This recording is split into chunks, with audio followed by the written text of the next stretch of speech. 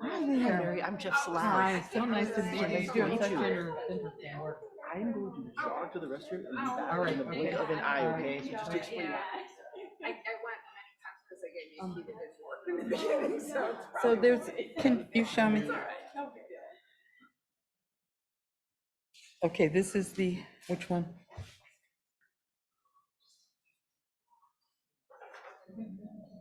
Okay, I'm not sure. Okay.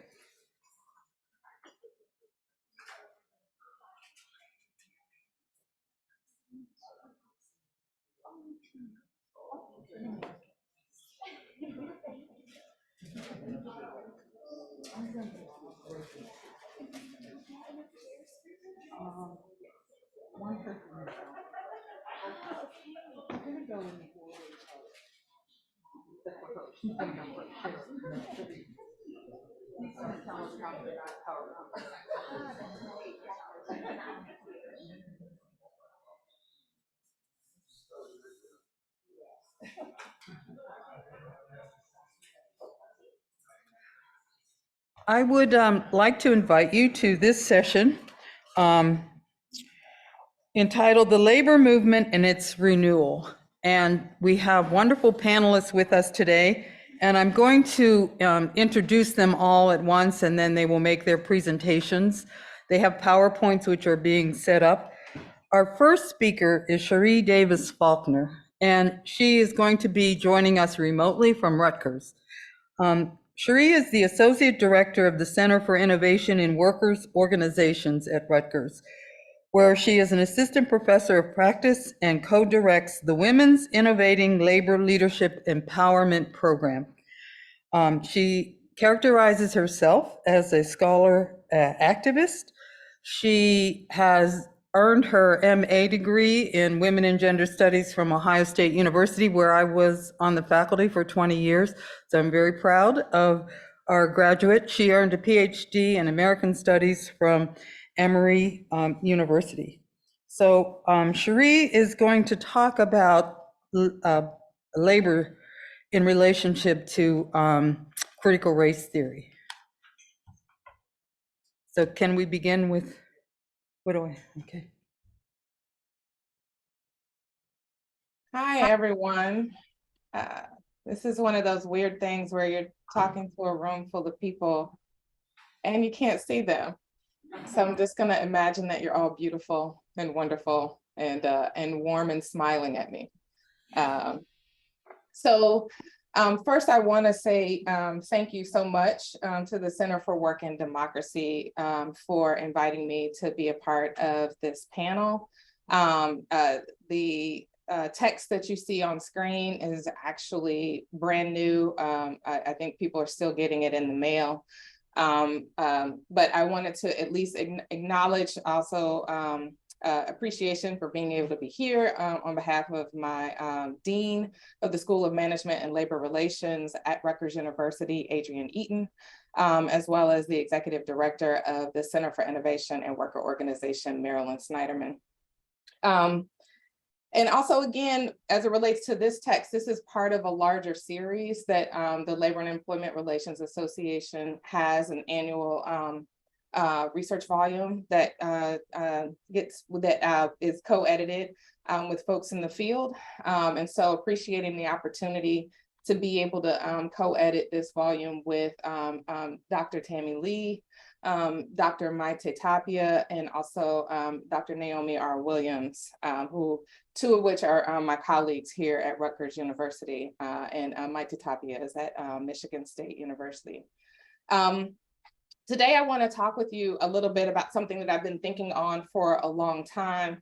The fact that, when I came to labor, I really did not expect in labor studies that there had not been real engagement with critical race theory. I had assumed, because many of the foundational texts spoke so much about work and labor, that it was already a part of it. And so it was pretty surprising to me, honestly, to come into labor spaces, particularly with labor scholars, and see a lack of both diversity and representation, but also to see that many of the texts that I have been engaging for decades were not really present or being cited regularly. And so I had been wanting to talk about this for a while. The chapter that I have in the volume is called Labor Tales of Critical Race Theory, Disrupting Normative in Search of the Transformative. It is meant to be a primer and a brief introduction to some of the tenets of critical race theory. And so I'm going to kind of take you through a little bit of what I do in the text, and then hopefully be able to discuss a little bit more during the discussion. So let me see, I think I have, do I have control? Yes. Okay. And so I'm hoping that people in the room know who Mari Matsuda is, legal scholar, seminal piece, Looking to the Bottom, was published in 1987. And specifically, I want to say the entire title, Looking to the Bottom, Critical Legal Studies and Reparation. I want to acknowledge that in 1987, people weren't necessarily always talking about race reparations openly in their work. But the first thing I want to say is that she opens the essay in a way that I also think is pretty remarkable. And because I'm a little bit more of a teacher than a presenter, I'm going to do a little bit of that work. So first and foremost, I argue in the chapter that she provides a blueprint, both for academic and movement power brokers, to resolve issues of abstraction, which is kind of like this idealized way of figuring out a problem that is rooted in a class first or universal worker narrative. And so if you know anything about critical race theory, there's an understanding that there's a dominant narrative, i.e. a myth, that functions, and that oftentimes when folks of color are trying to tell their stories, it's hard to fully tell it because it doesn't necessarily fit within the frame. But she opens up the article, Looking to the Bottom, saying, when you are on trial for conspiracy to overthrow the government for teaching the deconstruction of law, your lawyer will want Black people on your jury. Why? Because Black jurors are more likely to understand what your lawyer will argue, that people in power sometimes abuse law to achieve their own ends, and that the prosecution's claim to neutral application of legal principles is false. This article discusses the similar perspectives and goals of people of color and critical legal scholars. It also suggests that the failure of the two groups to develop an alliance is tied to weaknesses of the critical legal studies movement. And so I actually bring this forward, particularly because I feel like this is a moment where there are and should be more efforts for legal scholarship and folks of color, whether they be labor leaders who, like the one that we heard before lunchtime, Marcia, who I got to hear in LA, which was pretty phenomenal, but also workers, in particular, workers of color, being able to actually hear and represent and bring forth scholarship that is representative and provides the frames to make those folks legible, that is extremely important. And it's not just important for good scholarship, it's important for us to be able to start doing the kind of work that we're supposed to be doing, and that our scholarship is moving towards action and change. And so one of the things that Matsuda lays out is that, one, you need to recognize that voices from the bottom can and do offer special voice. That means bringing the experiences of discrimination and oppression within the stories, and that can't be something that is left out when we're trying to explain what the phenomenon is as it relates to workers, in particular workers in low wage work. Second, that it is important to contextualize these issues using the lens of those at the bottom. We have a tendency to bring worker stories to illuminate an argument that might already be made, but oftentimes it is lifted out of the historical and political context that would illuminate fully their lived experience. And then the final thing is that it's not enough just to kind of extract stories, that it is important that we are actually working with movements, that we're working with movement practitioners and leaders, and making a commitment that we align our scholarship and our activism with a broader justice and the reparation projects that are envisioned by those on the bottom. And so the reason why I wanted to bring forth some of these foundational texts is because I think it is important that we actually engage with them, that we're actually thinking about some of the frames that are some of them are nearly 30 years old. And so as practice as it relates to critical race theory, it's important to start with our own stories. And so the first thing I want to say is I come to labor from women's studies. I come to it from Black feminist theory. I was engaged in Black feminist theory courses, comparative women's studies courses at a historically Black college and university in Atlanta, Georgia, Spelman College. I also come to critical race theory through Black feminist theory as well. I was involved as, I don't know, Mary Margaret Renaud was one of my professors when a huge strike at Ohio State University happened. And around the same time, we were being exposed to whiteness as property, which is Cheryl Harris's very important article within one of our difference courses. But I also was learning about counter narrative and being able to tell a counter story. And the reason why this was important for me is because I'm trying to understand what is happening and why there is a labor hierarchy within a unionized workforce, whereas all of the Black women are working in housekeeping and food service. All of the Black men are working in janitorial and landscaping, Black and Latinos working in landscaping and in janitorial work. And all of the white males are working in maintenance. And so there's already within the unionized workforce a kind of race and gendered hierarchy. And this is something that I wanted to be able to understand in the classroom, not only on the picket line. And so what I learned early on is that it's important that we don't do the kind of scholarship that is just looking and seeing and observing in kind of an objective way, but that we have to do the kind of scholarship that looks, sees, takes action, and reflects. And the reason why I think it's important for us to be thinking about this is because, again, when we start talking about Kimberly Crenshaw's article, kind of coining the term intersectionality, it doesn't just lay out the argument for having an intersectional analysis. It also lays out an argument for how we create a methodology for doing the research and doing the work. So when I say look, see, take action, and reflect, we're talking about praxis. And when I think about the identity that I had to take on, because I didn't necessarily feel comfortable constantly having to explain to people in my presentations that racism exists or that sexism exists or that they are something that we have to grapple with as it relates to understanding the problem that we're presented with or the inquiry that we're doing. I needed a place to be able to kind of put a stake in the ground, identify myself as a scholar activist who was doing research because I want to change something. And so in this instance, I think it's important, again, for us to be thinking about like how we're training up the next body of labor scholars.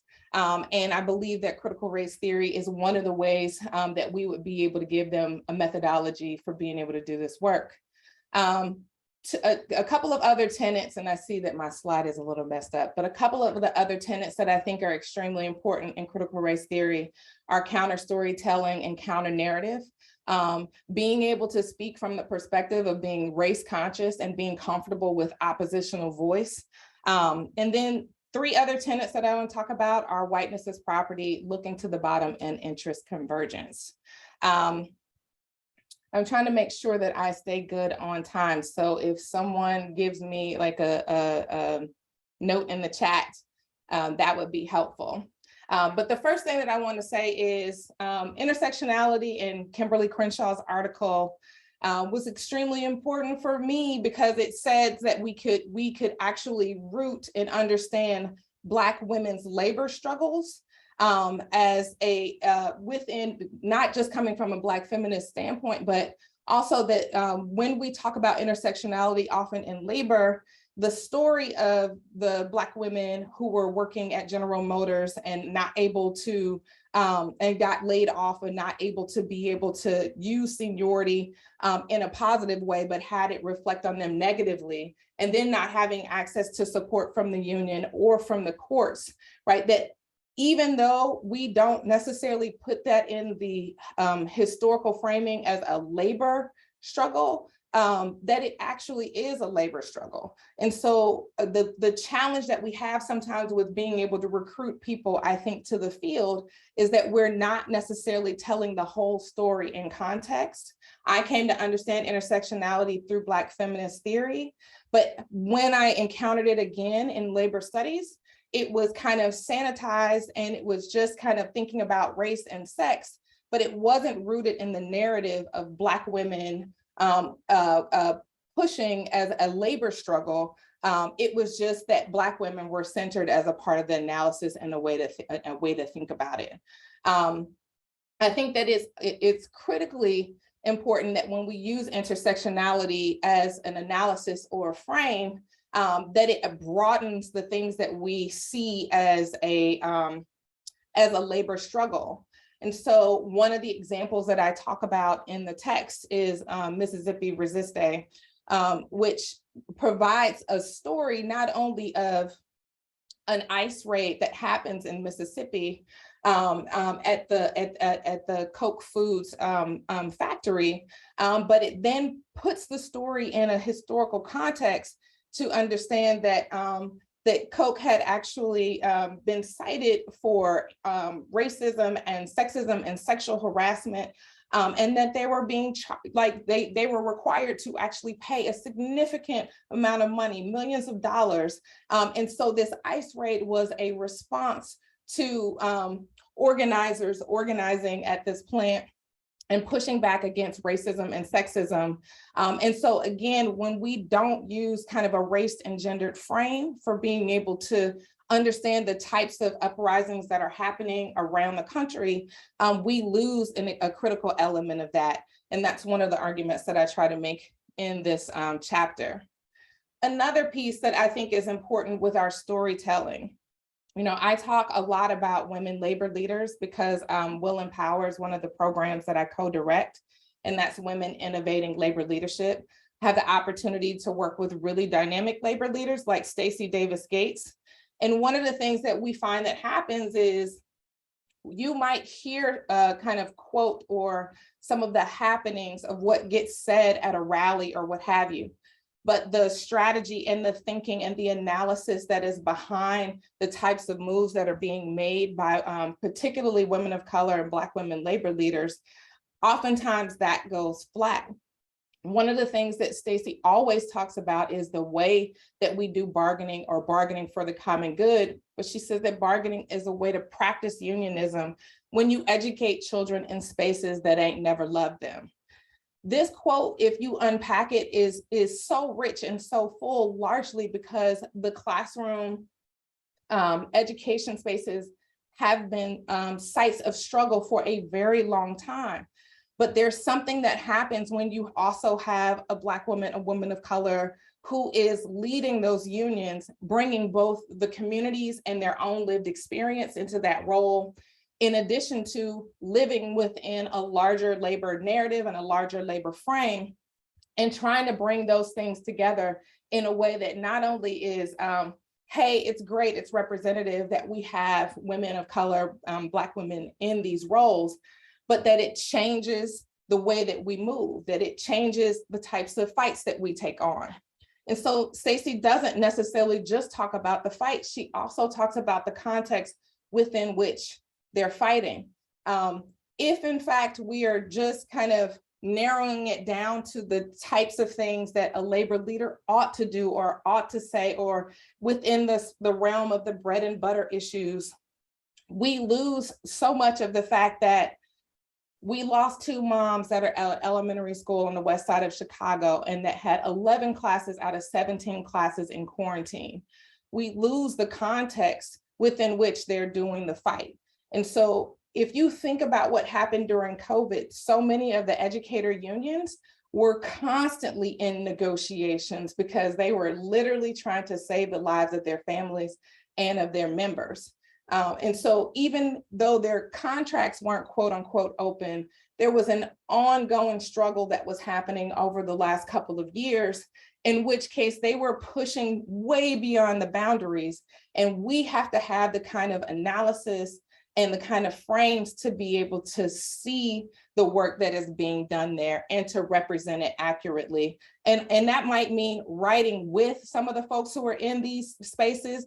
That might mean being embedded and sitting with. I know there are some of our fellow scholars who are getting into deep community with some of the workers and organizers on the ground with the Amazon campaign. But there has to be different ways that we put together our methodology so that we can actually tell and hear the stories as they're actually happening.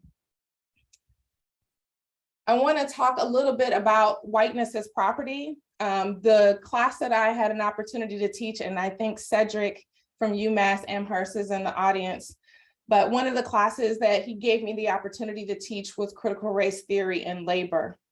And one of the most powerful articles that I've ever taught is Whiteness as Property by Cheryl Harris. And the reason why it's powerful is because she starts the story talking about her grandmother. She says no one at her job ever asked if she was Black. The question was unthinkable.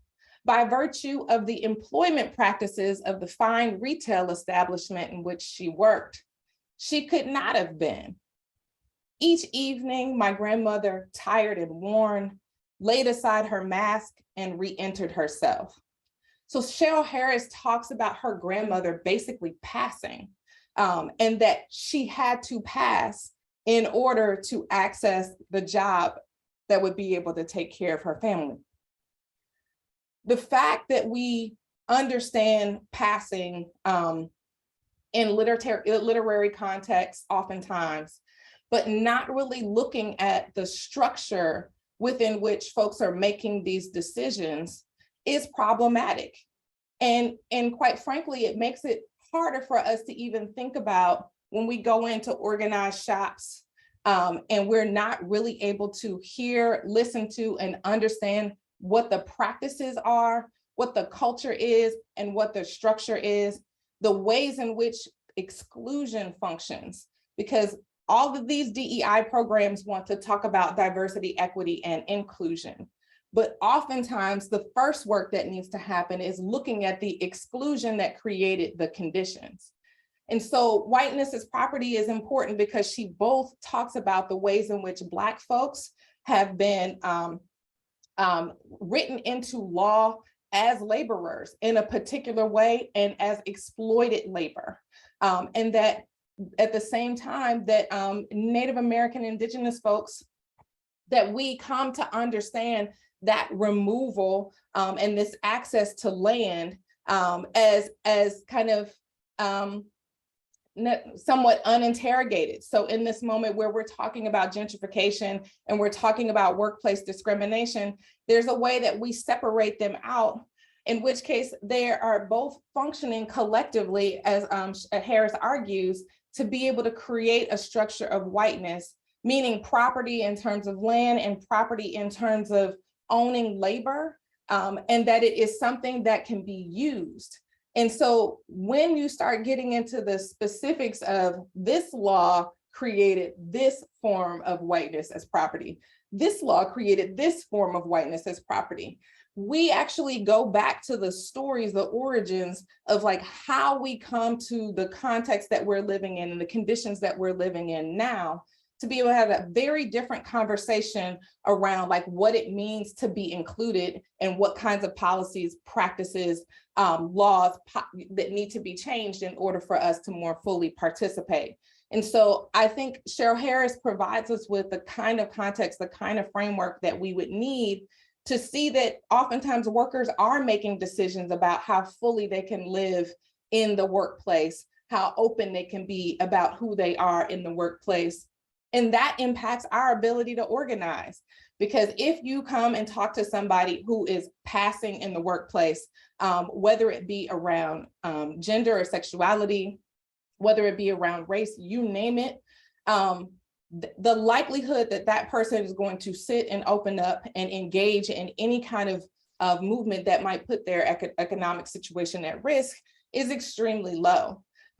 But when we start looking more deeply at the structures that are in place, then we can actually build the kind of organizing capacity that we need. So I just want to close out, one, by saying that Mari Matsuda made it very plain and clear when she was speaking to critical legal scholars in the past. She said that it is important that we extend the commitments particularly to condemning racism, supporting affirmative action, which was a really big deal in the 1980s. It should be a big deal now, but generally adopting causes of oppressed peoples throughout the world. She said that we need to extend those commitments to the practice of critical scholarship and to the development of our theory. And in order to do that, that means we have to read and cite the work of minority scholars, of folks of color, in particular, bringing forward the types of stories that allow us to expand our method of inquiry. If we just use the story to kind of go underneath an already prepared argument, then we've lost so much of it.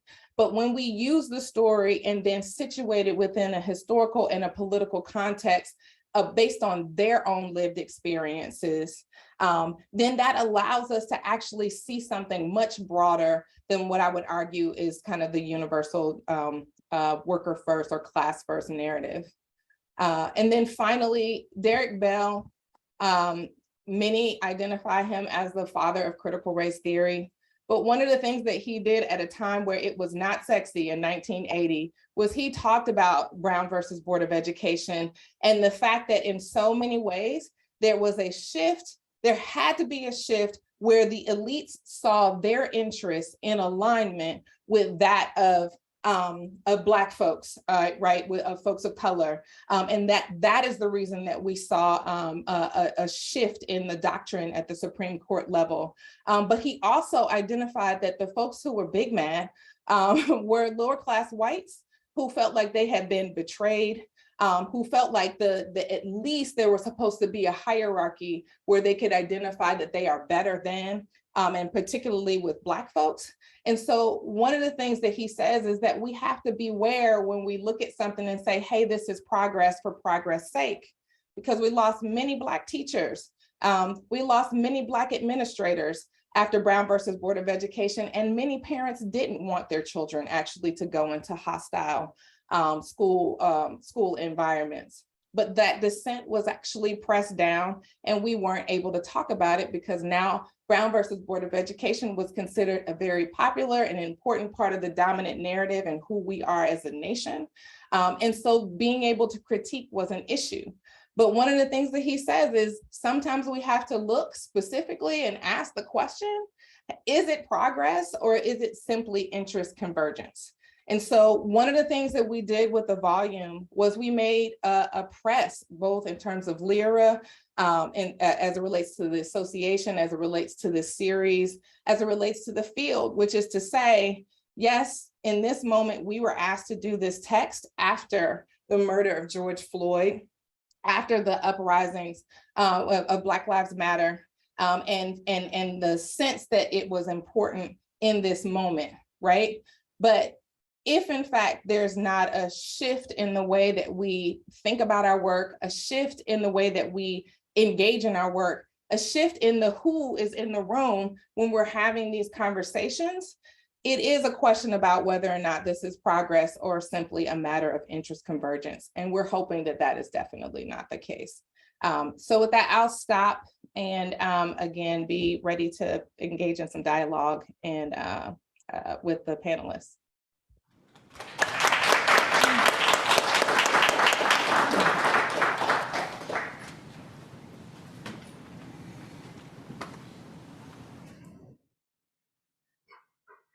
Wow, very interesting and of course timely given the assaults on critical race theory. And I would direct your attention to Kimberly Crenshaw's African American Policy Institute, which just last week did a very high-powered panel on how to defend critical race theory. And you can see it at the website for the African American Policy Institute. Okay, I'm going to introduce the rest of the panelists and then we'll go from there. I want to keep it brief because so many important ideas are going to be expressed here. Ruth Milkman, her topic is a new generation of labor activists. She's Distinguished Professor of Sociology at the Graduate Center of CUNY, most recently, the author of Immigrant Labor and the New Precariat. Okay. And of course, Ruth has been a long-standing labor scholar, sociologist, feminist who has addressed labor through a gender lens, through a feminist lens, through an intersectionality lens, and has written many important books and articles and has greatly influenced my own work. Next will be Sarah Trongon, who's going to talk about a new collective bargain, and she is a PhD candidate in the Department of Sociology at the University of Wisconsin and just had published a fabulous article in this topic on the mobilization, the social movement journal. And then we'll have Jeff Salas. Can outsourced workers be organized? He's a professor of sociology at the University of Arizona, author of Lives on the Line, How the Philippines Became the World's Call Center Capital, and Labor of Luck, Casino Capitalism in the US and South Africa. And these books have won many awards and acclaims. He characterizes himself as an ethnographer and a worker on the auto assembly line as a casino croupier, a call center agent, and a corporate marketer. So his on-the-ground work is done through his participation in these forms of labor. And then Heidi Gottfried, Associate Professor of Sociology at Wayne State University, will be, and most recently, 2022, the author of Global Labor Migration, New Directions. And she will comment on the panels and then we'll open up the speakers and then we'll open it up. But I just wanted to mention that Ruth and Heidi and some other labor scholars are engaging in a transnational study of care work that involves US and Canada, 2 countries in Latin America, Brazil and Colombia, and 2 European settings. And it's looking at the working conditions of in-home care work and the activism around those forms of labor. So I'm going to turn it over now to Ruth. We'll go first. Ruth Milkman. I'm going to hold up this when you have 5 minutes, okay?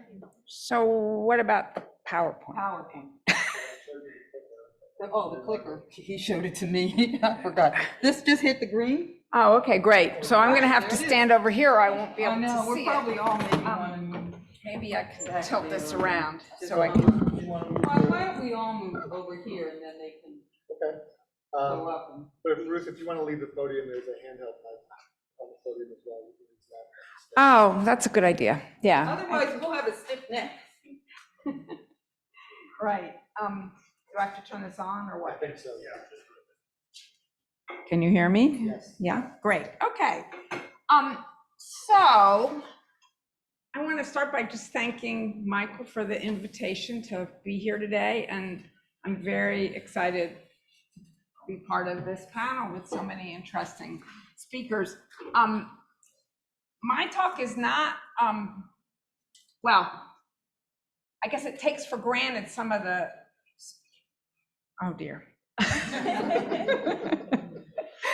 It takes for granted some of the assumptions that have been more explicit in the other talks about intersectionality and so on. So I'm not really going to talk about that, but I think you'll see the resonance.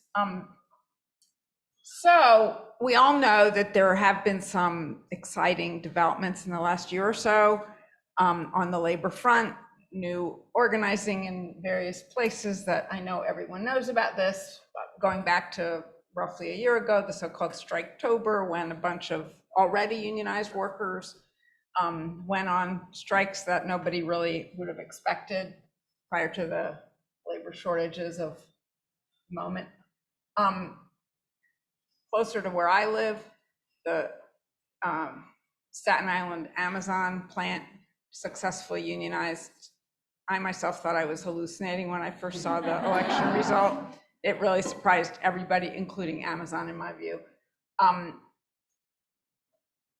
You all are aware of the Starbucks thing, which is ongoing, that began in Buffalo, New York, but then sort of spread around the country. I believe they're up to 225 election victories, more on the way.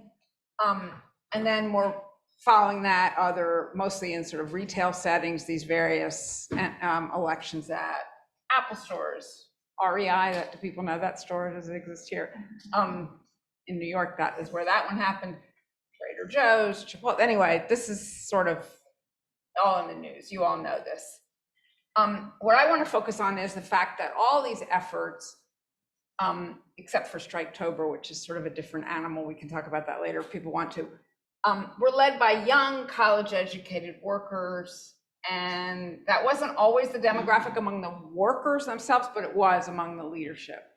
And for me, so this is a New York Times piece that sort of highlighted that aspect of it, but it's kind of obvious if you follow these events, although it's been, apart from Noam Scheiber, who wrote this article, hasn't been a focus of much of the conversation. So you maybe know this too. There are recent polling data that suggests that indeed young people are the most pro-union in a context of growing support among the wider public for organized labor, something that many people wrote off as dead not long ago. And yet, despite that, and there are a lot of reasons for this, unionization itself is much less prevalent among young workers than among older ones. Those are the most recent numbers from last year, but it's not a new phenomenon. If anything, it's become somewhat less true over recent years. And that may seem paradoxical, like they're the ones who are doing the organizing, and yet most of them are not unionized. I just want to mention this. This may be obvious to many people in the room, but I've found that with other audiences, it isn't. So I just want to reiterate this. People tend to read off worker preferences from those unionization rates. For example, Black workers are the most unionized group in the United States. And it is true that they're quite pro-union, but that's not why they're the most unionized group. This came up actually in the talk you just heard. It's a matter of where they're employed and whether anyone in those workplaces has ever gotten a union campaign to succeed, right? That's how it works.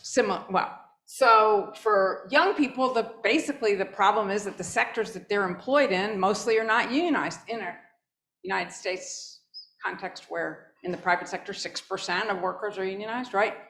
The other thing is that in those 6% settings, people are less likely to quit those jobs because they're better jobs. So turnover is lower, so it's harder for young people to get employment there. So it's not really a contradiction, but anyway. Okay. The pandemic has also helped spur this new activism that we're seeing in the news. You all have followed this, the so-called essential workers and all the support that the public expressed for them. And I think that also just raised consciousness about inequality, exploitation in the workplace, and so on. And among workers themselves too, that same lifting up of injustice in the workplace took place. And then of course the labor shortage, which makes it a lot easier to organize in a context where employers are gonna fight back ferociously. It's not that big a deal to lose a job at Starbucks if you know you can get another one tomorrow. That may not be true next year, but it is for the last year or so.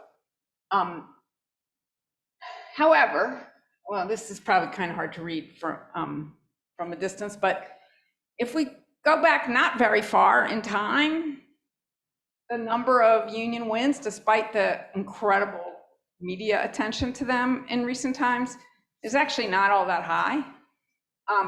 This is just NLRB elections. The red line is all elections and the green one is wins. So the share of wins has actually gone up a little.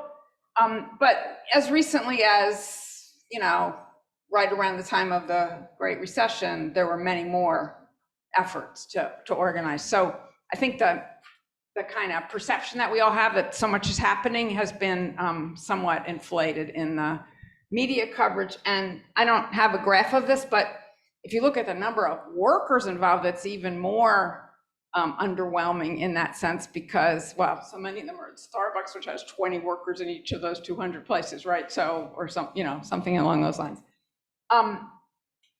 Still, I think that this new interest among a new generation in labor is pretty amazing. I don't know, I never thought I would live to see it. I'm a little older than that. And the generation that Cherie was talking about, that's my generation. We grew up on that literature. So it's great to see new interest in it among younger people. In my view, this story begins quite a while ago not in the big picture, but in recent history, in around with the Great Recession. And actually, Obama was the first passion of this generation, as you all remember. I won't read this, but you can see the numbers, and I'm sure everybody here remembers this, that support for him was particularly widespread among the young. And this is something I've written about and followed pretty closely over the years, then we began to see, partly out of the disappointment with Obama, where is the change we wanted, all that. And also the Great Recession itself, which pulled the rug out from under this generation in terms of employment possibilities.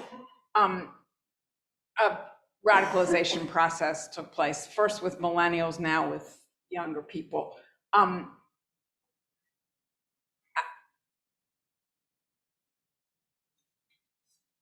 This is a different population than my generation, say, in terms of levels of education, levels of internal diversity.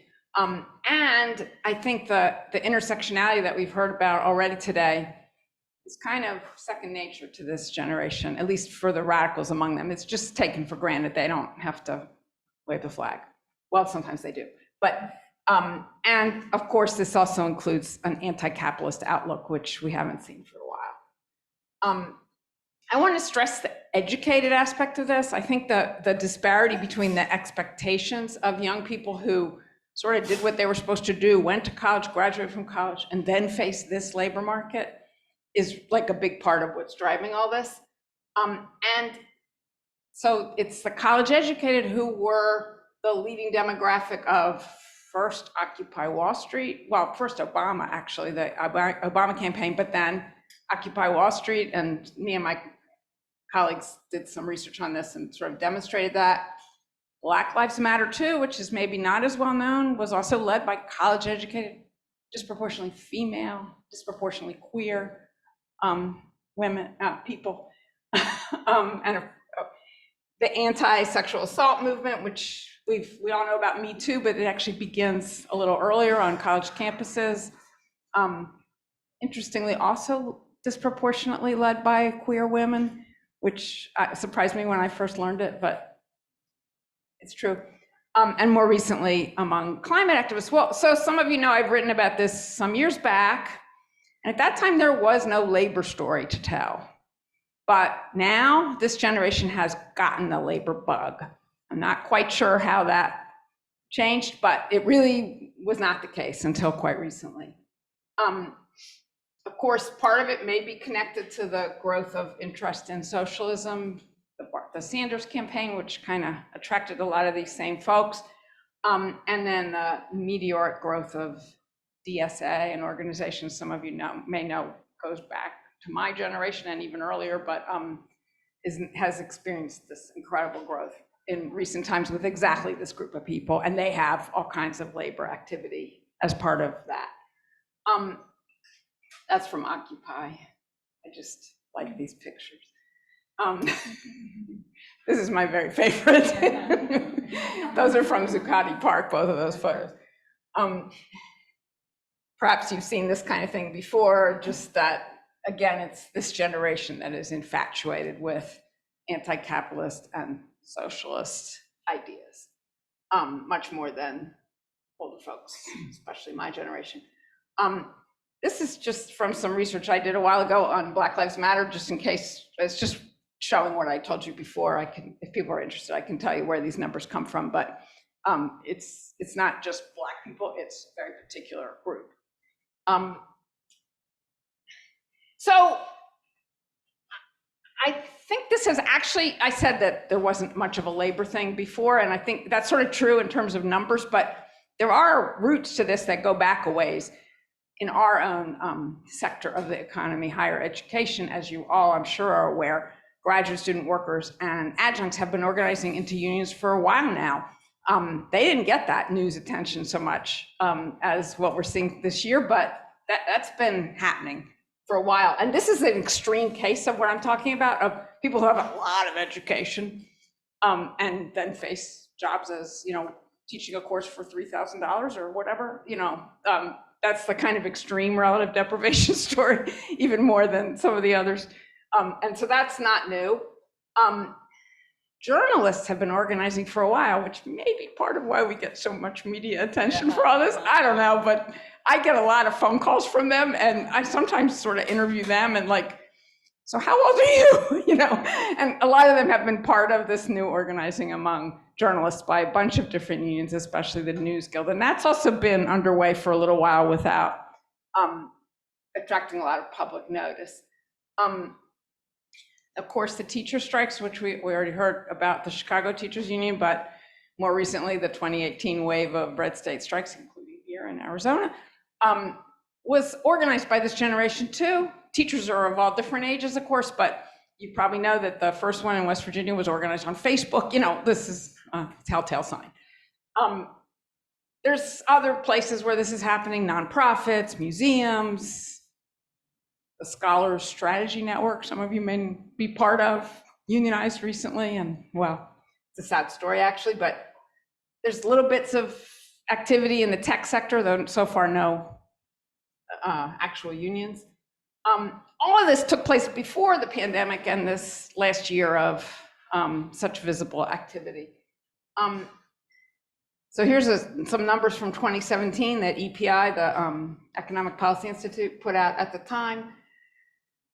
Again, this doesn't make much of a dent in those numbers I showed you before, but you know, again, it's not just this year is what I'm trying to say, but suddenly it's everywhere, in the news anyway. This is from Teen Vogue. And maybe this is already on your radar. When I first heard about this, I couldn't quite believe it. So they have a whole labor beat. It's revolutionary. Yeah, that too. Yeah. Now, this is hot off the press. In the place where I work, the School of Labor and Urban Studies at CUNY, we do an annual Labor Day report on this and that.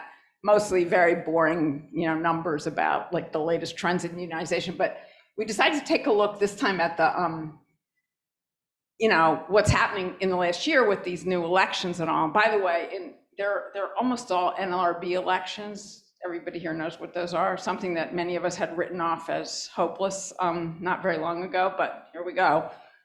So this is just an analysis of recent election results, and we were somewhat surprised to find that even Seattle is, I'm sorry, Amazon is the orange of the New York bar. Even if you don't count Amazon, which of course you shouldn't because that election has not been certified and is going to be disputed for God knows how long. I may never live to see the end of it. But even without that, New York is slightly in the lead, basically tied with Seattle.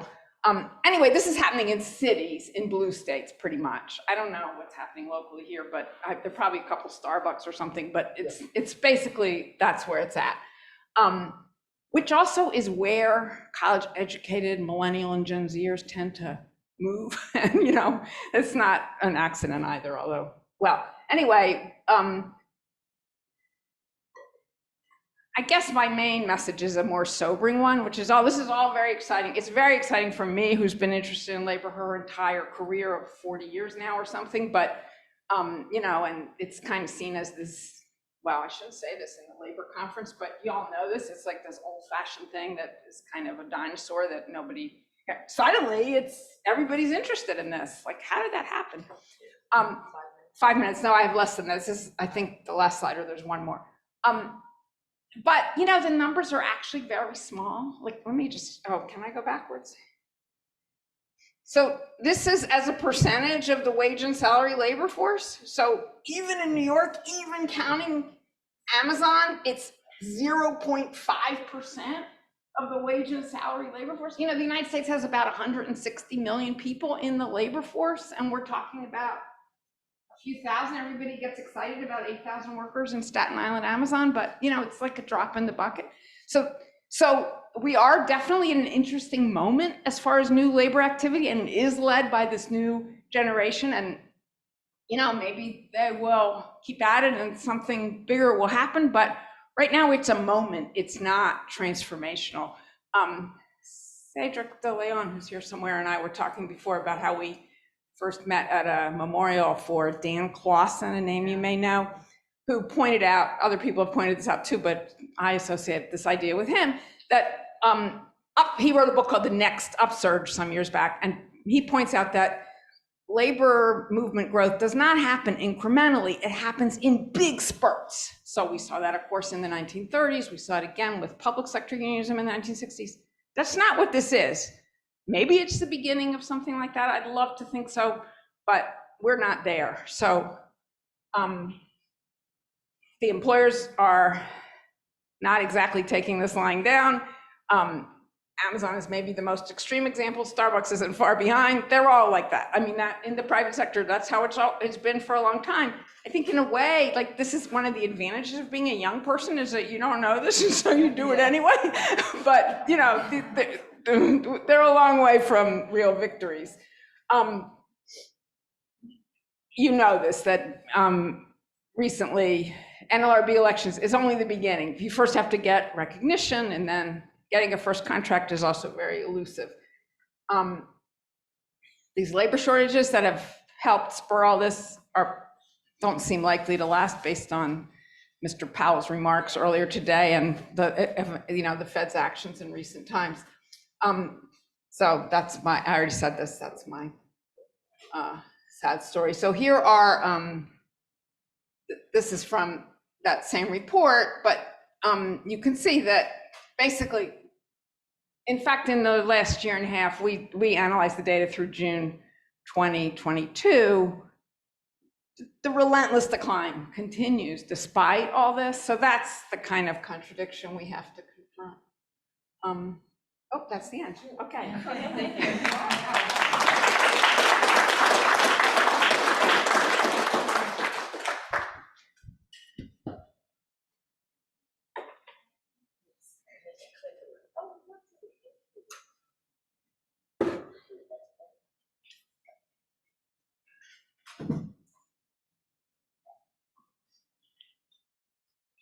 Oh, yeah, please do. Hi, everyone. I think I have a PowerPoint as well, which perhaps is somewhere. Yes. Oh, I'm sorry. I used the clicker. There it is. Okay, fabulous. All right. So it's so wonderful to be here with you. This is really such a treat. Thank you so much to Michael for inviting me, and for everyone who's poured a lot of work into this conference. So I'm going to talk today about an article that just came out in Mobilization. But since I think this conference is an effort to merge theory and practice, I want to spend a little bit of time beyond what's in the article talking about the motivation behind this paper. So I grew up in a union family, as you can see there. Embarrassingly, that is me. And I've been working for or within unions for about 10 years. And in Wisconsin, where unions have been more or less in a defensive crouch for the past decade, there's a lot of talk among activists about the promise of social movement unionism, or some variant of that phrasing that emphasizes community coalitions, organizing the unorganized, and more militant direct action and public spectacle. So these are, of course, all really welcome developments, but they're largely tactical innovations, and they don't touch upon a key strategic question that I've been chewing over since moving to Madison and living in a post-Act 10 world, which is collective bargaining the answer? Should we continue to work within the NLRA framework if we want to foster an expansive intersectional labor movement? So I certainly don't have an answer to any of those questions, unfortunately, but I wanted to look at what innovative labor unions have been doing for the past 25 years since this term social movement unionism caught fire in the US. So, as many of us know, the labor movement here is notoriously fragmented and decentralized. So progressive unions, let's say in New York and in Georgia, could forge community coalitions and engage in creative street protests in service of vastly different visions about what a union does and who it fights for.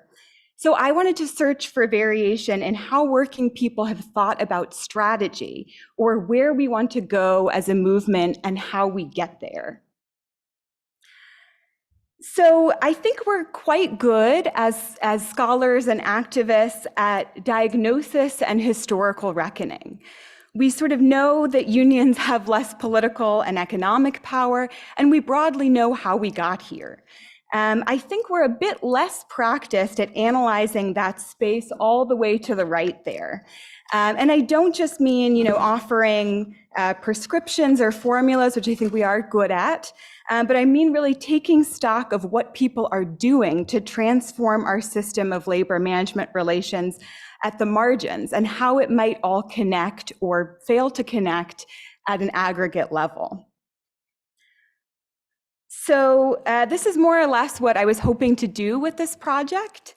I wanted to move beyond the individual case study treatment and map the terrain since the 90s and search for patterns among a larger set of cases. So I asked these two questions, when unions act like social movements, what are they fighting for? And to what extent are they willing to break with the NLRA?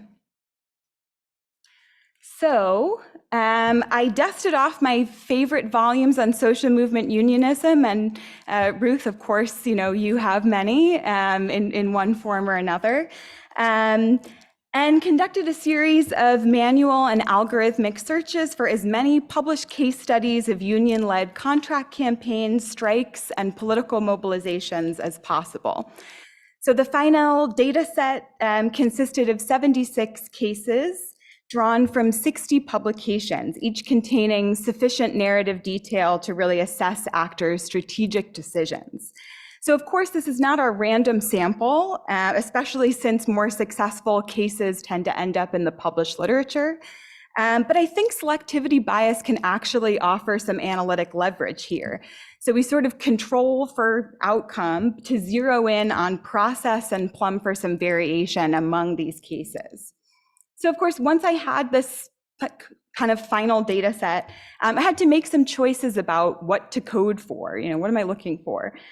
So ultimately, I landed on these two dichotomous axes of variation. So first, whether unions put forward demands that transcend those of wages, benefits, and working conditions. And second, whether they sought to rescale, repurpose, or replace shop-by-shop bargaining. So I think this is where the question of unions' relationship to the NLRA really matters. If unions want to play by the institutional rules and engage in collective bargaining, they're legally restricted in the types of demands they can make and strike over. So how do they navigate these tensions between leveraging institutionalized power and fighting for social and economic justice for all working people? And then, of course, other workers are totally shut out of formal representation and bargaining. So how are they asserting their Section 7 rights, and what are they choosing to fight for? So I think when most of us thought about social movement unionism maybe 10 or 11 years ago, the examples that typically come to mind are those that are sort of in the bottom right-hand quadrant of this diagram. So the steel workers' historic strike at Ravenswood, the mine workers' Pittston strike in '89. So these were militant unions with deep member involvement that recognized the need to go beyond the strike and pair work stoppages with disruptive protests, corporate campaigns, and other creative actions that mobilized community support for workplace struggles and put pressure on the boss. So what's changed recently, I think, is the notion of combining more militant tactics with an expansion of the bargaining unit and an expansion of the scope of negotiations. And again, we saw this with the teacher struggles. So the focus here is really on how much are we diverging from the NLRA again and state laws. So this is not just a question of whether we should run NLRB certification elections, moving a little bit beyond that. So I find that really 4 analytically distinct strategies emerge when we really look at how these campaigns relate to the NLRA infrastructure. So unions deploying similar repertoires of tactics like disruptive protest, naming and shaming, corporate campaigns, garnering community support, occupy different spatial planes here, clustered along these 2 axes. So, of course, these 4 strategies, this is not exhaustive and they can't capture more granular forms of variation, but I think they're helpful as a heuristic for helping us understand some pretty stark strategic differences. And I'll walk you through what those are now on a more abstracted level. So our older examples of social movement unionism, again, on the bottom right there, the miners, the steelworkers, act like social movements to secure good contracts according to permissible bargaining procedures. So I'd call this coalitional strategy. It's important to note that this is not just old, though. There are more active, younger unions doing this same thing, and that will become more apparent on the next slide. But I just want to stick here for a moment and really flesh out this typology. So if we move to the bottom left quadrant, so that's again not transcending occupational interests, but transforming bargaining, I call this sectoral strategy. So we find that these types of labor organizations seek to establish pattern sectoral bargaining beyond the prototypical employer-employee dyad, and typically through informal or voluntary recognition. So here, I think well-known struggles like the Justice for Janitors campaign or the New York City Taxi Workers Alliance serve as really good illustration. So for those who are familiar, maybe a bit less so, the Justice for Janitors campaign, SEIU forced building owners and subcontracted cleaning firms to the bargaining table, which is certainly not encouraged by law. So SEIU was in danger of running afoul of restrictions on secondary boycotts and deployed a number of public spectacles and what people have called guerrilla legal tactics to compel cooperation and establish something like a wage force by occupation. And this is a bit different from something like Fight for 15. It's an example of what I call municipal strategy in the top right quadrant. So Fight for 15 and similar campaigns sort of set aside collective bargaining and instead institute pro-worker legislation or social policy for all workers across occupations, largely in a given geographic region. So granted, the slogan is Fight for 15 and a union. That part hasn't especially been won yet, but presumably the union bit was about bargaining contracts with employers over workplace issues. So this might have moved into a sectoral strategy because a lot of these workers work for franchisees and wanted joint employer recognition, but even that process of trying to establish a joint employer standard was largely handled through the NLRB. And finally, in the top left quadrant is what is typically called bargaining for the common good. And honestly, I should have just called it that. But unfortunately for me, I called it communal strategy. But this is what we've been hearing about throughout the day. And this is essentially when workers petition the state for increased public goods and services through unconventional contract negotiations.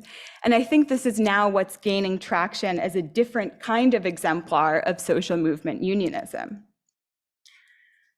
So clearly I am not a graphic designer, and this is really not well suited for a PowerPoint slide. I'm hoping this comes through a little bit better in the online version. But here is a sort of sad visual representation of all 76 of these cases and their respective quadrants. So as you can see, the majority of the cases are really either sectoral or coalitional. And I do want to make clear, of course, that this should not be construed as an effort to sort of pigeonhole unions into particular strategic locations. They can and do move between strategies over time and throughout the life course of a particular campaign even. And some of those very bad boxes and arrows done in some very rudimentary software called Microsoft Word illustrate that fluidity. So what can we learn about how social movement unionism is applied on the ground from this bird's eye view over the past 25 years? So I think on the whole, efforts to transform bargaining and make expansive social justice demands are fairly limited. Many unions use social movement tactics in service of traditional union activity in mostly defensive contract fights. So Ruth, you're not the only one throwing cold water on this thing, I suppose. There are other patterns we can pull out here. So older unions with high structural power seem reluctant to break with the post-war labor management framework, whereas workers without formal collective bargaining rights, low-wage workers, and workers in the service sector are compelled to rebuild beyond the boundaries of the NLRA, and I think this makes intuitive sense. There also seems to be a relationship between union density, neoliberal policy, and the likelihood that labor organizations will take up expansive community demands. Another interesting point, and Amanda Tattersall and others have written about this, is that different types of strategy also have disparate cultural effects. So the strategies in the bottom two quadrants, sectoral and coalitional, may exhibit a tendency towards less embedded relationships with community partners. So community members are sometimes mobilized as allies who add symbolic or moral weight to workplace struggles. And those are sometimes treated as discrete types of mobilizations, right? But in municipal and communal strategies, I think there are more opportunities to engage community members as co-constituents. The boundaries between workplace and community struggles can be treated as more porous and overlapping, and community members are sometimes invited to formulate demands with workers. And Marcia was alluding to this with, again, the teacher struggles that we've seen recently. So these are obviously tendencies and not laws, and the dynamics vary quite a bit in individual cases and are certainly mediated by gender and race. But these distinctions matter, I think, for thinking about how class identities are constructed and reproduced through struggle. What kinds of consciousness are we creating in our practice? How does that factor into our strategic choices? So, yeah, oh, thank you, great. So with that in mind, I'm just going to conclude with a few implications for both researchers and union activists. So, in terms of implications for research, currently, I think we know very little about why unions make the strategic choices that they make. This isn't easily explained by existing theory. AFL and CIO unions populate all four quadrants. Workers in places as dissimilar as Chicago and Kentucky end up utilizing similar strategies. So it's a bit difficult to attribute differences to political opportunities or legacies of unionism or even levels of rank and file engagement. So explaining why unions make the choices they do could be a fruitful avenue of future study. In terms of practical significance, there's obviously immense creativity within progressive unionism on display here. And I think this could prove to be a strength in a post-industrial era where there's not a dominant mode of capitalist production. However, it might also be a fundamental weakness of contemporary revitalization. There doesn't seem to be an overarching vision that unites all workers and aids in broad solidarity, nor an easy way of layering these strategies, some of which are directly conflictual in how they treat the NLRA, in what types of demands they make. So it's unclear how they might serve complementary ends. So each strategy certainly has its strengths and its limitations, and I'm not here to make pronouncements about what's better or worse, but I do hope that this research can allow us to be reflective about the strategies we're pursuing and how we're choosing to manipulate or leave intact the post-war labor management framework. So thank you so much. If you're interested in reading the article, it's on the mobilization website, or just email me at that address for a PDF copy. And I look forward to hearing your questions. Thanks so much.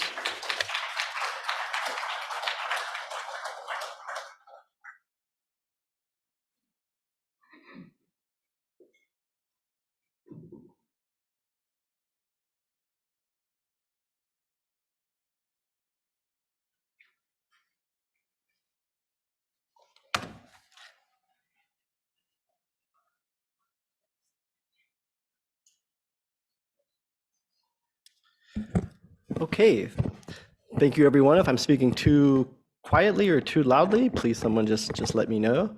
I was once at a conference and giving a talk at a microphone much like this when someone came in the door from the other room and said, "You're talking too loud." And I said, "It's the microphone, it's not me, I promise." Okay, cool. Does this go forward and backwards? Yes, that's great to know.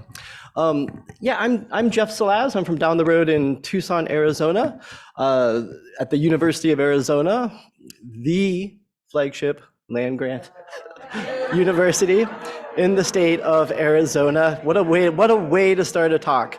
I really know how to warm up a crowd. I want to thank Michael in particular for giving me the opportunity to come here today and speak about my research, a research project that has very recently, as in the past 6 weeks, been, I don't want to say resurrected, that's not the right word, but restarted after a pause, a word that I think we all know what pauses mean these days after a 2.5-year pause. While I was unable to travel much, like all of us. One quick fun sort of like side story about Michael is that I discovered when I first met Michael at I think it was a conference at Berkeley in the early 2000s, that Michael had previously worked as a union organizer in northeastern Ohio and in the healthcare system where my mom worked as a nurse. Michael, you remember this conversation we had? My mother retired early during the pandemic, in large part because she did unionize midway through her career. And she retired with economic security, dignity. I texted her this morning and said, "Do you remember Michael?" And she said no, but she nonetheless sends her hello.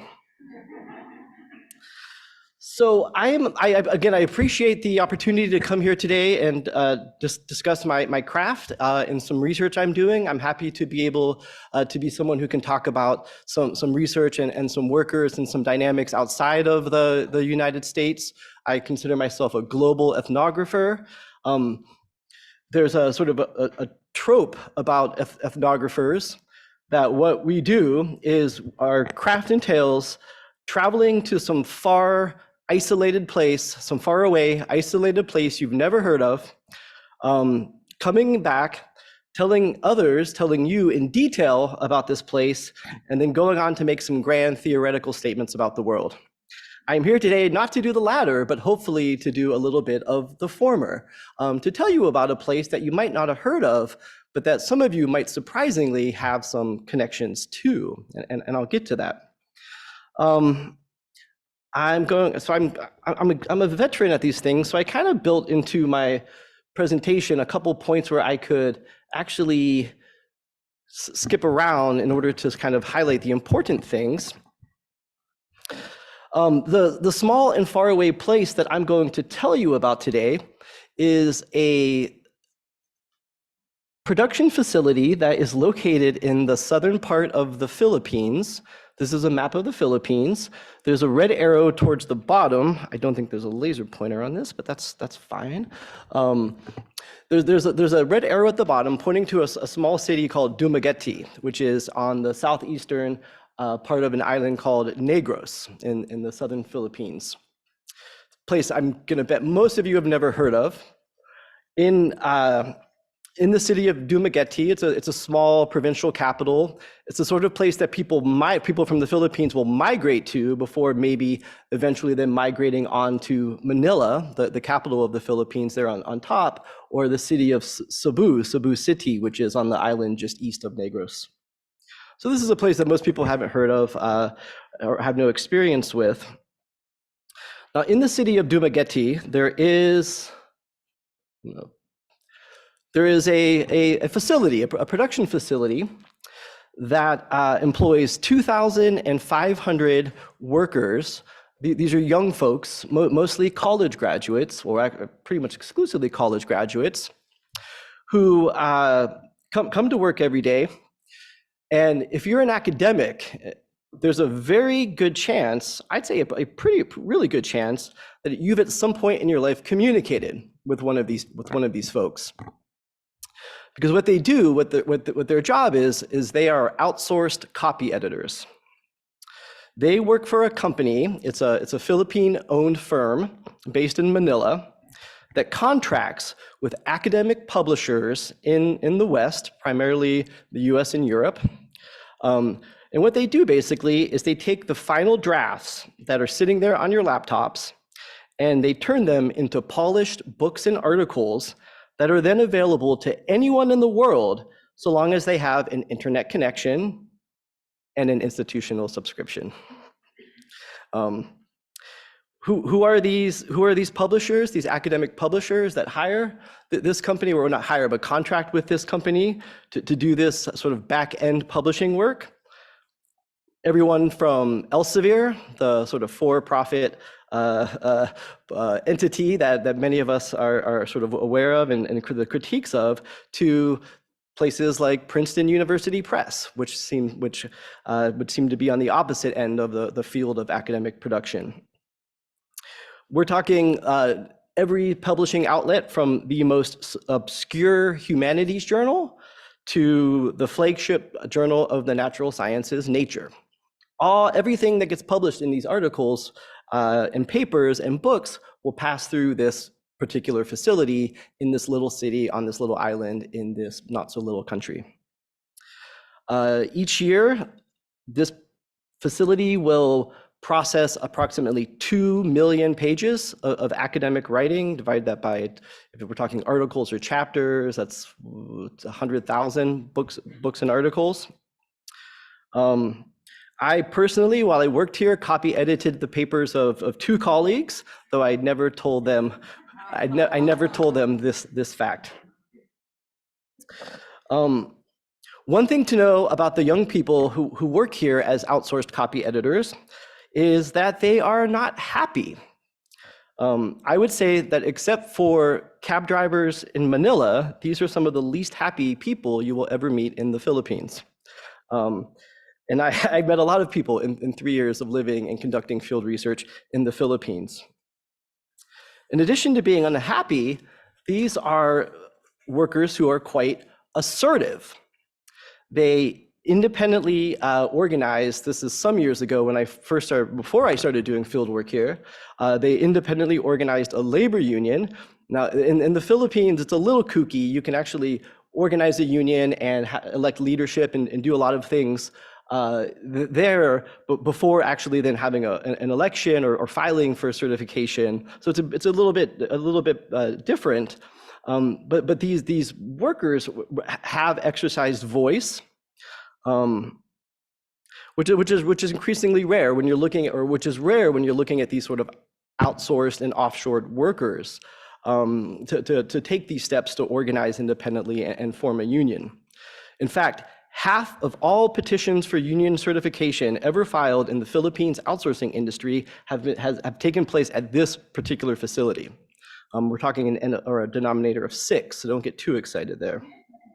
All of these votes have failed, including the 3 at this complex. And that's part of the story of the book I'm writing about this facility and this workforce and this industry in the Philippines and outside of the Philippines as well.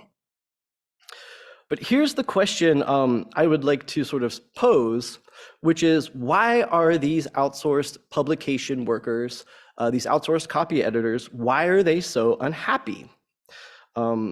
Is the answer money, which is oftentimes a good place to start whenever we're talking about a question or a puzzle. Yes, it's true that for working 10 to 12 hours a day copy editing academic and scientific papers, these workers make about $10 per day. So about $1 an hour, a little less. And it's quite understandable why this would make someone upset to make so little for doing so much, considering the overall structure of the value chain and how much money and status and such we're talking about. Now, of course, money is always relative. And so one of the things we'd want to do is, what does $10 a day mean to someone living in this small city in this part of the country and in this part of the world? But let's set that particular, those set of issues aside for the moment, because I want to tell you something that for me is I think quite interesting.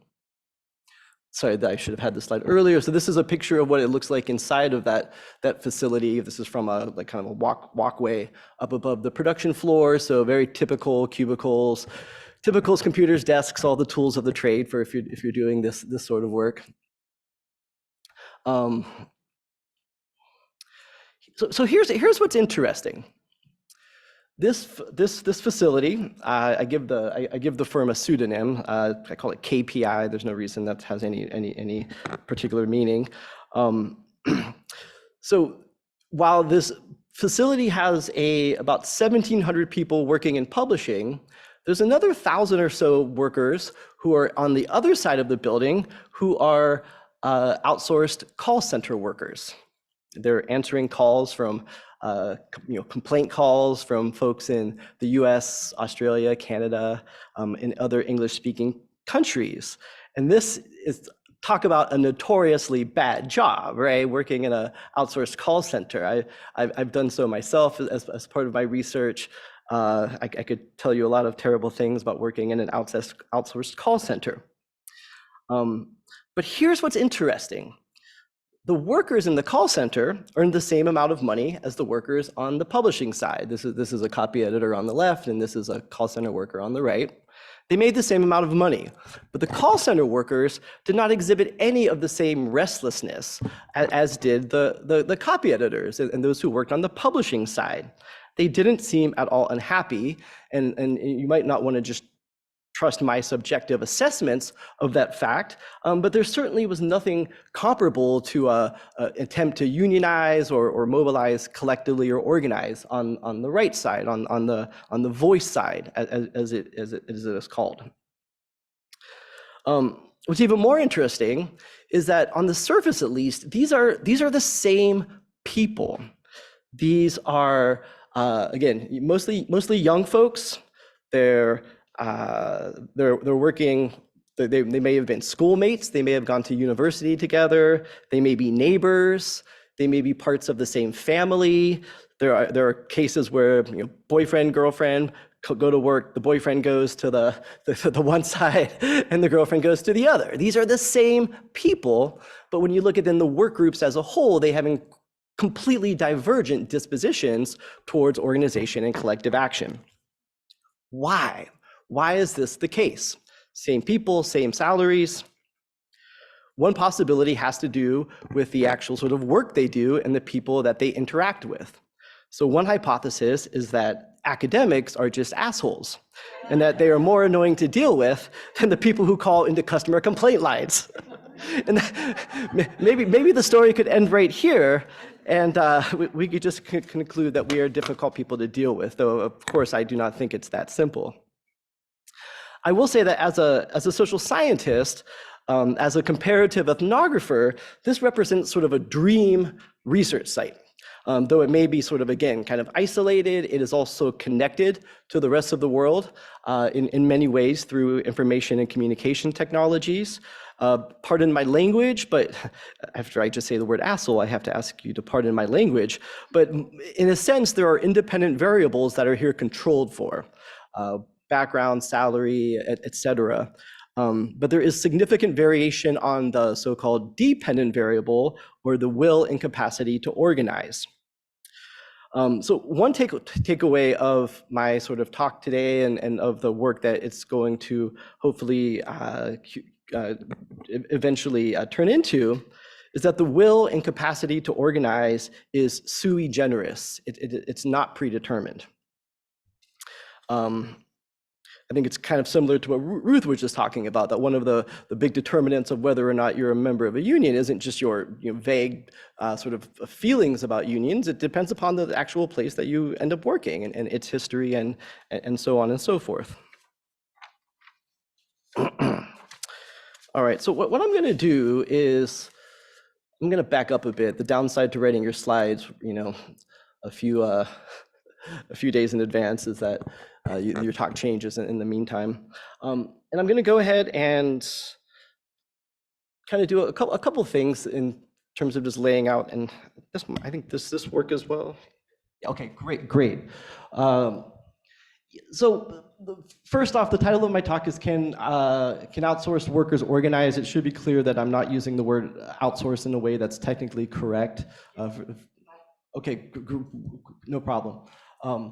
So basically, long story short, I'm looking at more or less the offshoring of various business services. This is a field that's often divided between sort of voice or customer service and other types of knowledge work.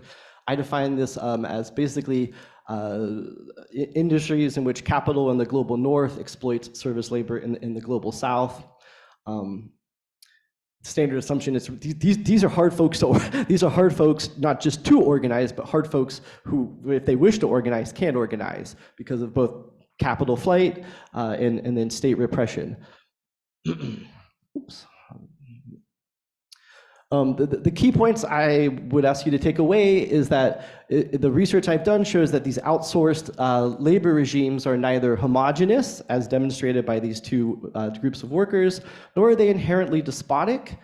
In the paper, or more precisely the chapter that I'm talking about here, what I do is I look at how gender and skill, in particular I'm looking at English proficiency, shape exploitation and resistance within this business process outsourcing industry.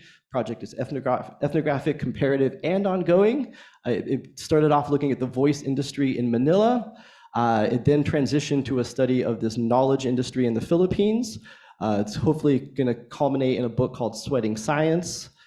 And I'll close on this image of when you walk into the facility that I study, there are two doors. And I showed up there because I had access to the voice side of this company. And they were leading me through the door that said voice. And I said, well, what's on the other side? And they said, academic publishing. And I said, I think I want to change my project. I said, well, what determines when you come in here as a potential worker? What determines where you go? And this is actually how I'll both begin my project and conclude my talk. You're first given a English language exam. I spent months administering this exam, in which you sit down, you have a conversation with someone who then ranks you and scores you on your English proficiency. If you score high enough, you are sent into the voice side of the business. If you fail the English exam, not because you don't speak English sort of in a way that most of us could understand, but because you have an accent. Right? Instead of saying Jeffrey, you probably would say Jeopardy, because that's the typical how Tagalog speakers would pronounce my name. So if you fail the verbal portion of the English test, but you pass the written portion, you become a copy editor of scientific papers. It's a consolation prize. So here in the US, we would think, a copy editor of academic and scientific work is a relatively high value, high status occupation. There, it's where you go if you fail your initial entry exam. That's part of the story. Like I said, that's just sort of the beginning of the story. I think we're going to be here together for the next couple of days. At least many of us will be. So I'm more than happy to chat about this research, this project. again, I did a terrible job of timing things up here. There's a voice story. There's a sort of a publishing or a knowledge story, and yeah, feel free to chat with me, during the rest of this awesome conference, or to reach out to me over email. And thank you, thank you all.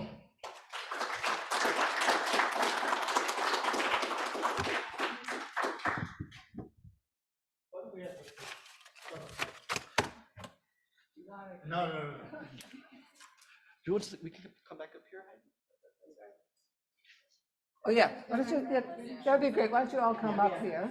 And, yes, so you're all of the above. How about all of the above? All right. Is there a light that you can shine over here? I can't. More light? Yeah, I need a light. So otherwise, it'd be. Okay.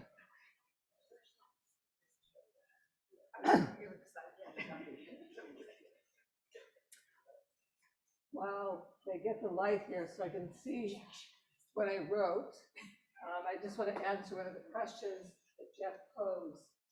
Are academics assholes?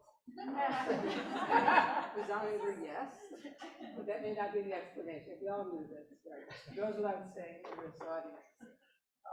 I'd like to thank Mary for the initial invite. Oh, okay. I'm used to speaking very loudly. Okay. So I'd like to thank Mary as well as Michael for the invitation to this conference, as well as to have the opportunity to read papers that are really terrific, as you heard. But I want, as I'm speaking, I would like you to think about the resounding and reverberating voice of Marcia from this morning. That's my background. So when I get maybe a little too academic, just hear her voice moving you in the direction of fighting for justice. So I want to start this conversation that we're having today on the labor movement and its renewal, and with a sort of injunction by Craig Calhoun. He says our diagnosis of the present should have greater consideration of history.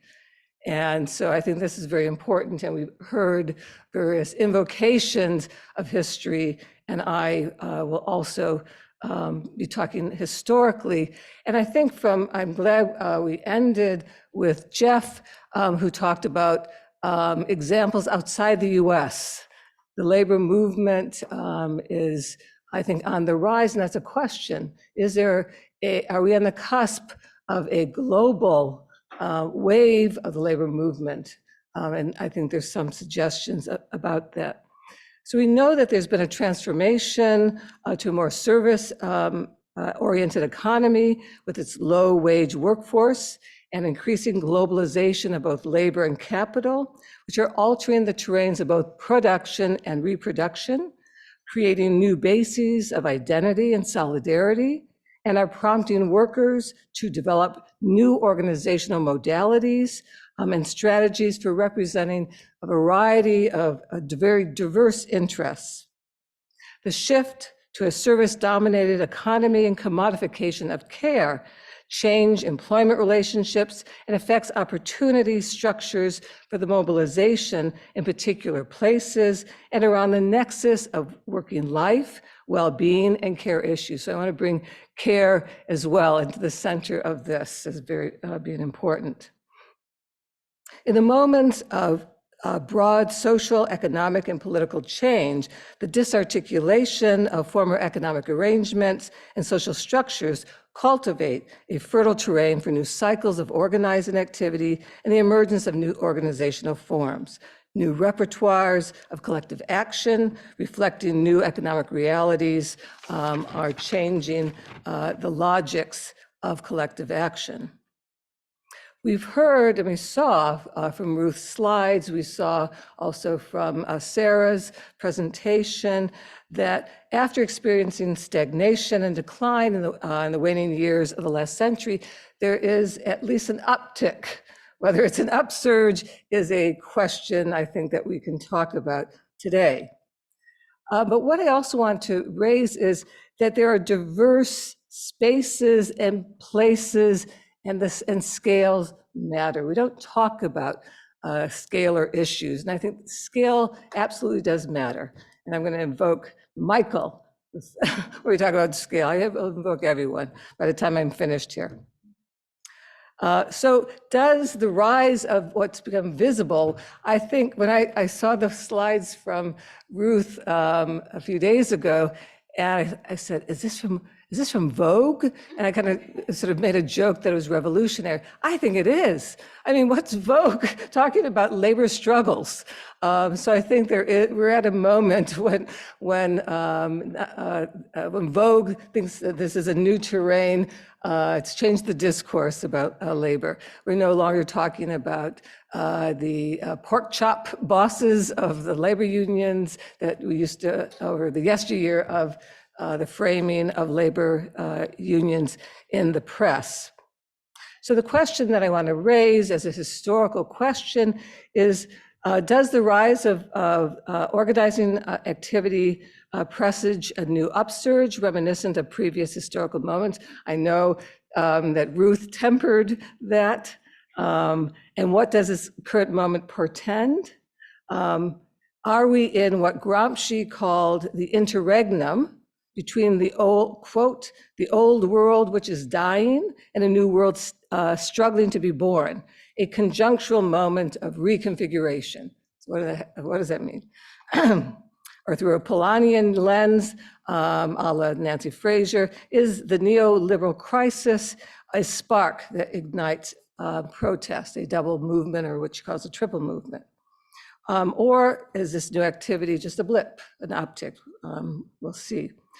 So we heard, and I'm going to go a little bit further back than Ruth, the upbeat assessments of trade union organizing today.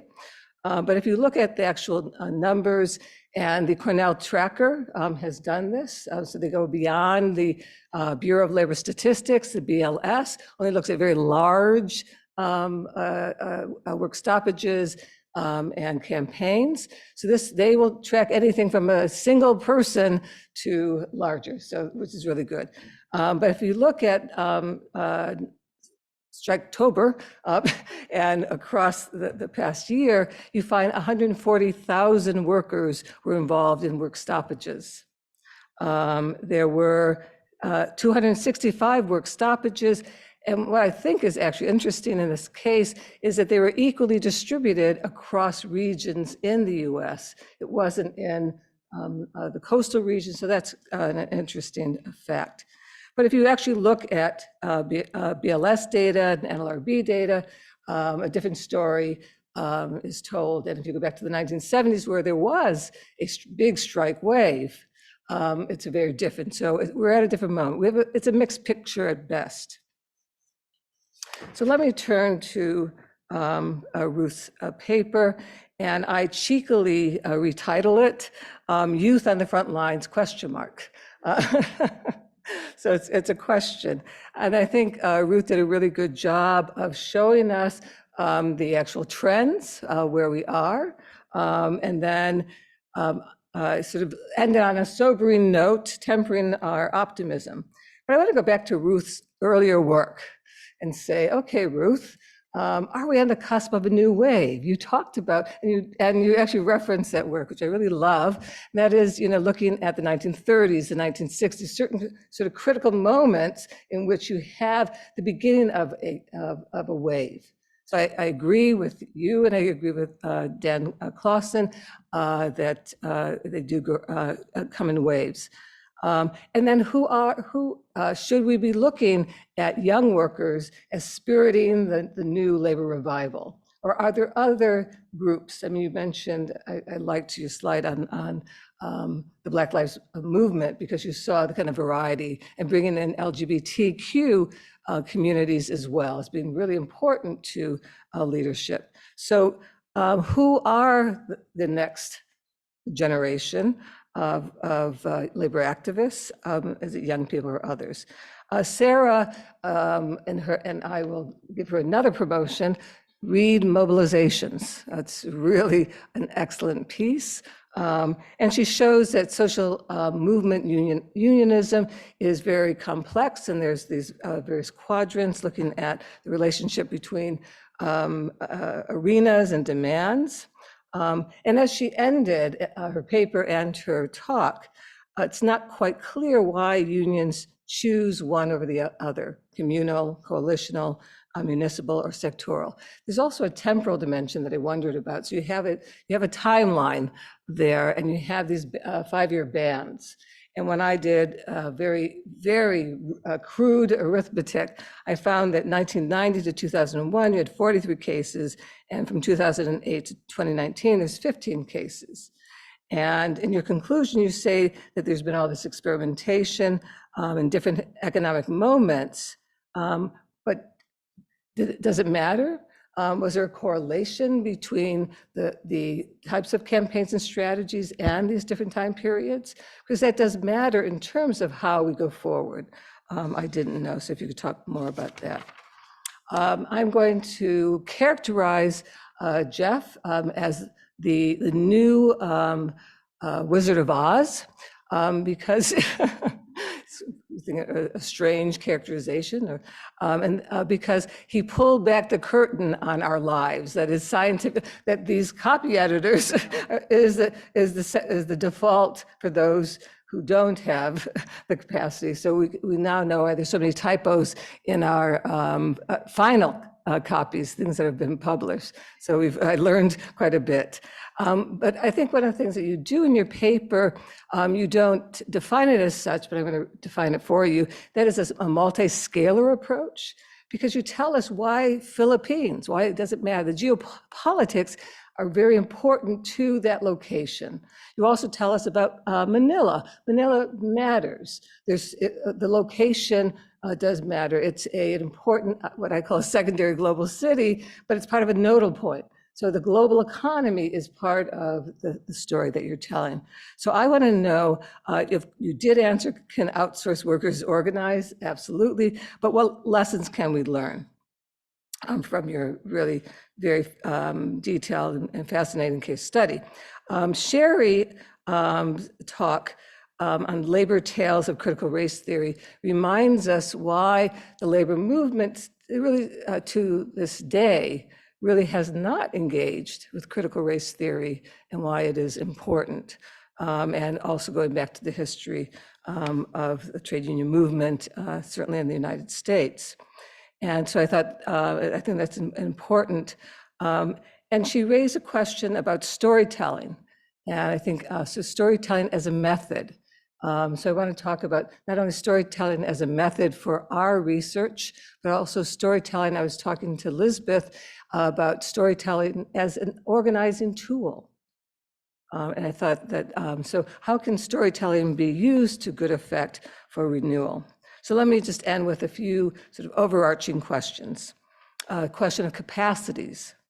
Do the speakers think that see increasing political capacities for counter-hegemonic movements? And I want to think about the labor movement as not just unions, as I think Sarah is alluding to. The labor movement, feminist movement, Black Lives Matter movement, they're dealing with a broad array of issues that are really a constellation of these concerns. So we have to be clear that we're not conflating labor movement and the trade union movement. What alliances do you see around what issues? Are there specific sectors, geographies, socio-demographics? Ruth talked about youth. What about, we could add women of color. What other workers? What arenas do we see as possible leverage for this current conjuncture?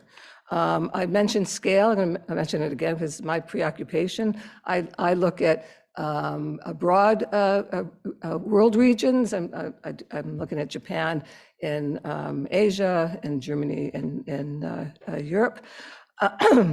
And I mentioned that Jeff had this multi-scalar approach, but I think as union, as a labor movement, we have to think about multi-scalar. And why, and this is where I'm going to invoke you, Michael, that is, you say that the role of place is important to in our analysis of the labor movement and its capacities. That is, understanding the histories of specific places and region. And again, talking to both Ben and Elizabeth this morning, they talked about Arizona. We come from Detroit, and so my picture of Arizona is really the evil empire. I mean, it's like right here. And so the appropriateness, there's different kinds of strategies, and knowing the histories in terms of possibilities. And I wonder if we want to get transnational. And remember an old article by Peter Evans called Labor's Turn to Globalize, where he talked about global corporations give far-flung workers common targets so that they structure opportunities. Was he being optimistic, or is this something that will be in this new wave?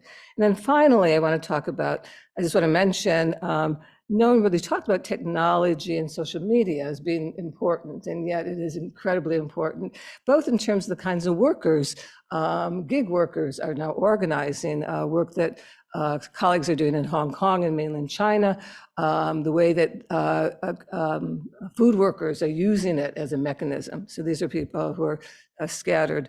And also the Japanese working women's organizations did this to connect community unions in Nagoya, Tokyo, Osaka, and other cities to form and to learn and to share information from each other.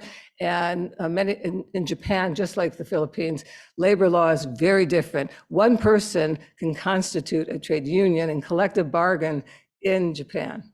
So you have this different kind of structure of possibilities in that case. So what role is and can technologies and social media play in labor's renewal? And I just want to end by saying that it's these kinds of conferences are really important because it's bringing together precisely, I think, what Cherie's began with is the aligning our, and I think all of us do that, but it's participatory research. It's bringing together all the actors who are involved in this in a common cause to fight for justice. Thank you very much.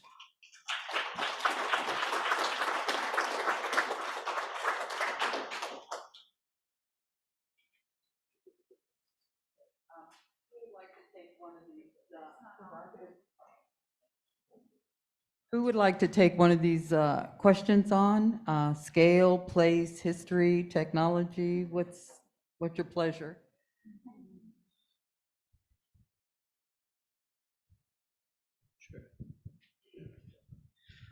I'll take a quick stab. Thank you, Heidi, for those comments. I would like to clarify that in the film The Wizard of Oz, it was Toto who pulled back the curtain. So I'm happy to be the Toto of sociology, not the Wizard of Oz.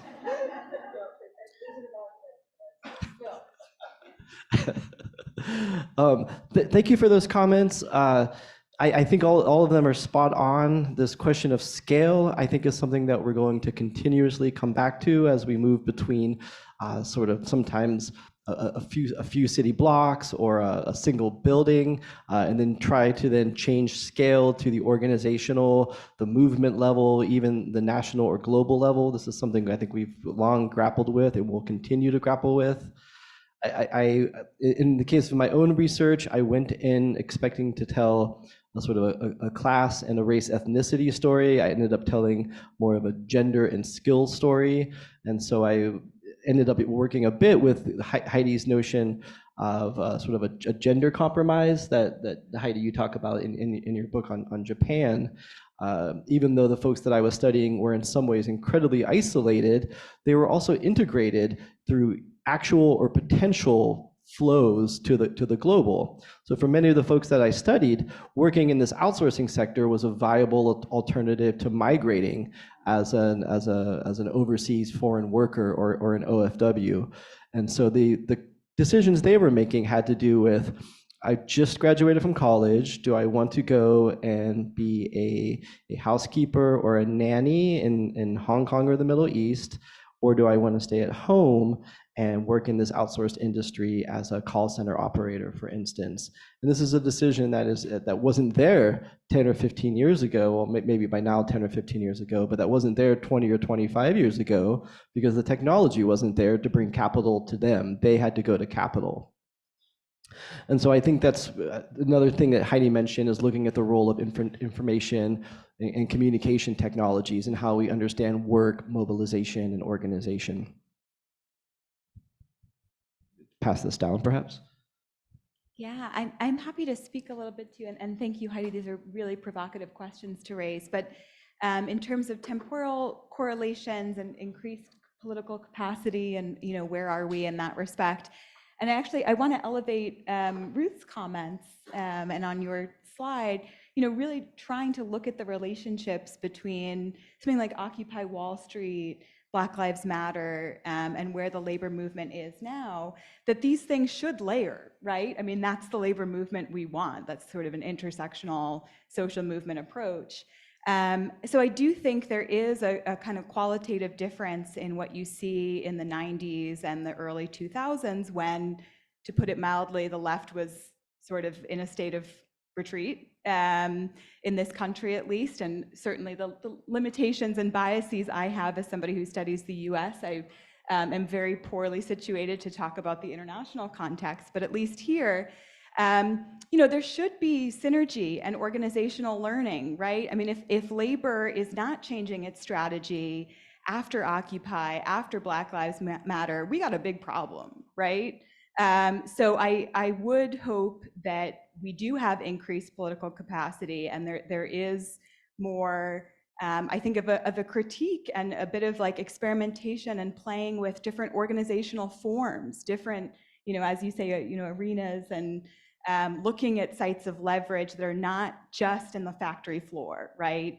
Certainly that are on the factory floor, the work site, but move beyond those gates, right? And that's something that is not new historically in the labor movement, but I think there was, for a lot of historical reasons, a turn away from it because we had different kinds of institutional weight to throw around. So I think there's now a relearning of what it looks like, to center different logic strategies that are learned from other movement actors and in close collaboration with them. I don't want to forget that Cherie is on up there. We can't hand you the mic, but Cherie, can you tell her you want to answer anything or speak to these questions? Yeah, so can you hear me? Yeah. Okay. There's a couple of things that I've been thinking about. And the first one is, my frustration coming out of kind of women's studies and American studies is that it feels like there's an overarching absence of the humanities in labor studies. And so that means that, like, when I talk about storytelling and as methodology, that means that, like, there's a way in which workers and leaders are not legible. So even when we talk about the happenings, the things that they say, the things that they do, the places where they put their bodies or what have you, the understanding of what's happening on the interior of their lives is still, I don't think that we're grappling with it enough. And so I think we make assessments about why things are happening or not happening based off of numbers, based off of interviews, based off of, kind of survey data or what have you. But I don't know that we can always put those numbers into the context of their lived experiences. And those are, like, really some of the concerns that I have. So when I think about how many new POC women of color leaders that we see in labor unions, they are having to reframe the conversation to just exist in the roles. They're having to redefine some of the challenges that they see that we should be attending to as a labor movement, but also the strategies that we employ, because I don't know that we have fully engaged with the ways in which people have been doing labor struggle outside of a union context, because again, it wasn't legible. So I sit on the board of the National Black Worker Centers. And so I spent a lot of time thinking about Black Worker Centers. We engage with people who work in, community-based organizations where worker well-being is important, right? The way that those organizations oftentimes frame what is not just a labor struggle, but a worker struggle, or a person trying to get a job, keep a job, have a job, not be underemployed, doesn't always line up or even show up in the kinds of numbers that we would get through data sets or what have you. And so I will say that, one of the reasons why I push towards storytelling is more about having a reframe and maybe less about just the narrative piece, but just a way of being able to hear and see the lived experiences of folks who have been excluded from a lot of the privileges that come along with, say, a labor union, or should come along with having a labor union and being unionized. Thanks. Ruth, do you want to say? I just want to thank Heidi for the comments, which were very provocative. You sort of invited me to predict the future, which I've learned the hard way is not a good idea. I'm always wrong, so I'm not even going to try. But maybe following up on what Cherie just said, the kind of elephant in the room in this conversation, at least the part about the US labor movement, is that so much of the recent activity has come from unexpected places, and the sort of institutional piece isn't quite there yet. I mean, you all know that the Amazon thing in Staten Island was a independent union. The effort in Alabama, which was from a traditional union, didn't work out.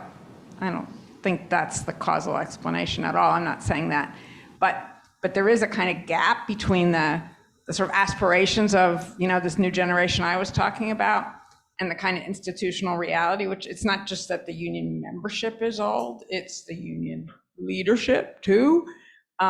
These are positions that people don't like to relinquish too often. They tend to either retire or die as an exit strategy. There are a few exceptions, like Jesse Sharkey at the Chicago Teachers Union, who actually stepped down from his position, but that's extremely unusual. So, and we haven't seen a lot of, despite all its problems, the organized labor movement in this country still has a lot of resources at its disposal, but they have not really been deployed on behalf of this new wave of efforts. And that's only one of many reasons why the scale is so small, I'm sure, but there is a huge gap between those two things that we probably should. I know this is the subject of a later panel, so maybe we'll come back to it. But anyway, yeah, that's. I want to thank our panelists. We do have just 5 minutes if there's any comment from the floor or question. If you don't want to ask it now, we'll be around and you can continue the conversation. But we do need to take a break and stretch and have a drink and come back for the next session.